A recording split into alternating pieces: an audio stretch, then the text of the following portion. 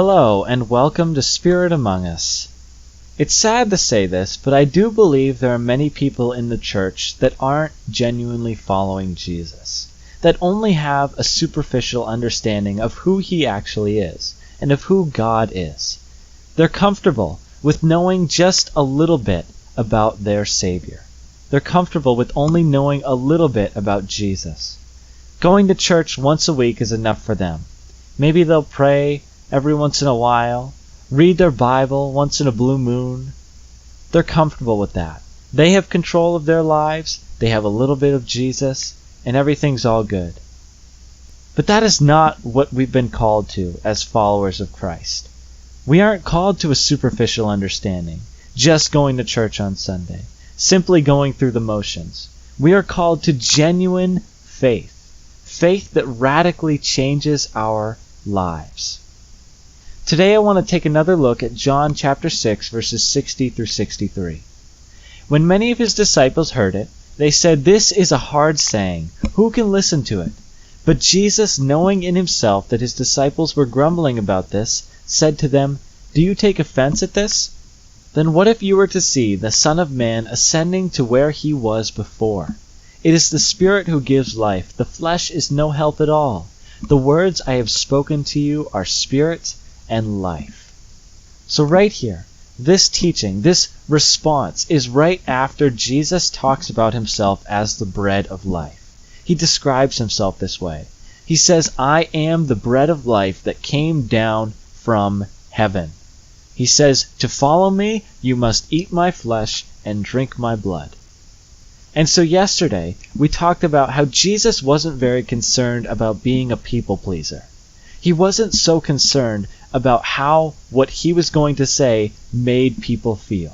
He was more concerned about what was the truth. Now, in addition to that, he was also focused on bringing his disciples to a deeper understanding of who he was. You see, the crowd of 5,000 saw Jesus as a man who performed a miracle. He fed all of them miraculously.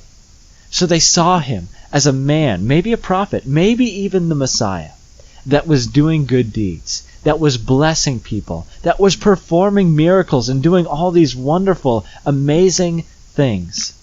And that was enough for them. They saw that and they said, "Yeah, I'm along for the ride. If this guy's doing those cool things, I'm sticking with him." And they were comfortable with just that much. But Jesus didn't want them to have that basic understanding. That's good to have that understanding, but he wanted them to go deeper.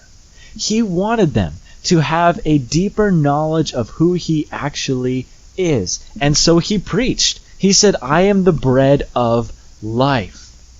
And in response to that, many of his disciples left. Many of his disciples deserted him. Now I feel that this same passage can be applied to today. There are some in the church that are very comfortable having a very superficial understanding of who Jesus is. They don't really care too much to know the truth behind what he says. They see him as a man, God, their Savior, the Messiah, a God of love, a God who laid down his life, and that's all they need to know. He died for their sins, and really beyond that, why do they need to know anything else? They're comfortable with that. They're comfortable with having dominion over their own lives, with living a life that is not surrendered to their Lord. They're comfortable with that. It's what they want. But let me suggest this. That is not what a genuine follower of Jesus looks like or wants. Jesus isn't looking for people that read his word every once in a while, but that study his word and meditate on it day and night.